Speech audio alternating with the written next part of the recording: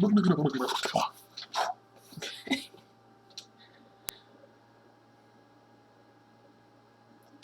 and blessings, Haruna Fair. Good morning. This is Priestess Newt, back with another video. I know it's been a while. Things have been busy, but this morning, Spirit works as Spirit works, and I was given the instruction to share with you a ritual that was very instrumental in helping me to clear the way for me to achieve some long and short-term goals. And it involves ritualizing with the moon.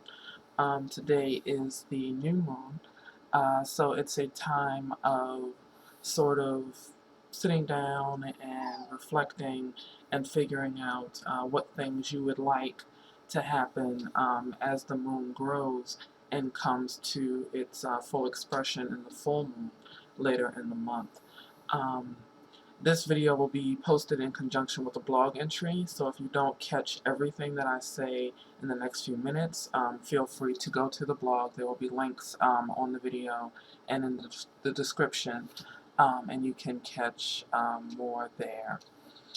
So what this is it's a very simple ritual, but it's very effective and very powerful, because what it goes off of is essentially the power of your word, the power of your speech, and the powers of your intentions.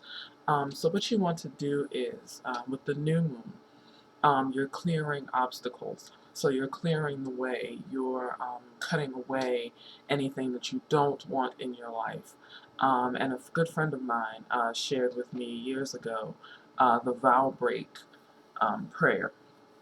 Now, what the vow break prayer is, unfortunately, the website that I got this off of is now defunct. I can't find the actual original link, but I do have the original language, and I'll be posting that on the blog. So what the vow break is a way of undoing any agreements, any vows, any promises that you've made, either in this existence or other existences, depending on how deep you want to go, that are hindering you from achieving your purpose in this existence. So what you want to do is, on the new moon, you want to open your prayer as you normally would, whether that's with a moyuba, whether that's with a opening of the way, or as we call it in Kemetic circles, some call it calling in the quarters, calling in the directions. You want to open up in whatever way you normally would open a series of prayer. If you do not have a specific way of opening prayer, what you might want to do is something along the lines of, I ask all of my protective forces of the light to be with me now as I say this prayer, or something like that. And as always, before you start any kind of work like this, you want to what we call grounding and protecting yourself. And generally, the most simple way to do that is to imagine yourself encased in a wall or bubble of light on all sides, from your head, from the bottom of your feet, all the way up to the crown of your head. So that'd be the first thing, very first thing, grounding and protecting. Second thing is to open the prayer as you normally would, calling in the divinity of your understanding to guide you in this process. Then what you would do is you would go into the vow break prayer. And the introduction to the vow break prayer says, I rescind any and all vows and contracts I have taken, anyone in this body has taken, and anyone within my genetic lineage has taken, pertaining to. And there's a standard sort of list that they give you that you can start with as a starting point. If you don't have your own words, you can start from this list, and again, I'll post that on the blog. Or you fill in with your own needs at that point. It could be, I rescind any and all vows and contracts I've taken related to an abusive relationship. It could be about holding on to negativity. It could be relating to keeping my heart closed and unopened. Anything like that. And then what you do is you seal it at the end, after you've stated your list, after you've stated your intentions. you seal it and you say, I now declare these vows and contracts null and void in this incarnation and all incarnations across space and time. All parallel realities, parallel universes, alternate realities, alternate universes, all planetary systems, all source systems, all dimensions, and the void. Spirit, please release all structures, devices, entities, orientations, or effects associated with these vows and contracts now. And now is in all caps with an exclamation point. So that just covers all the bases and just says, I declare this null and void. Right now, I am saying this is done. In Yoruba, often when we end a prayer like that, we say to. So to, done, finished, over. And then you would close the prayer as you normally would if you were doing some other prayer work. So if that's a thank you to your spirit guide, to your ancestors, if that's a particular incantation or mantra that you use to close a prayer, you would do that at that point.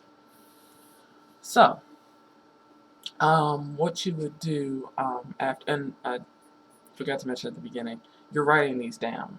So whether you do the list after you do the verbal, whether you do it before you do the verbal and then say it from there, I used to write everything down each month, print it or type it out, print it out, start the prayer, do the vow break, and then when I got to the end, this is the next step. So the next step after that is you want to burn, if at all possible, that list of obstacles that you just read. If it's safe for you to do so where you are, you should literally set fire to them.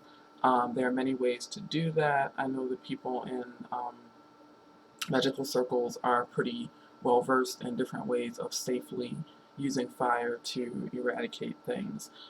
If you are not in a situation or in a household or in a space where you can safely use an open or semi-open flame, it is just as effective, I believe, to physically rip up the paper that the vows are on. But you should have some physical manifestation of this prayer cycle in your hands to deal with when you do this. So you take the piece of paper, you burn it with the ashes. This is a technique that I got from Ia Louisa Tish, her book Jambalaya, and it sounds a little gross, but it's very effective.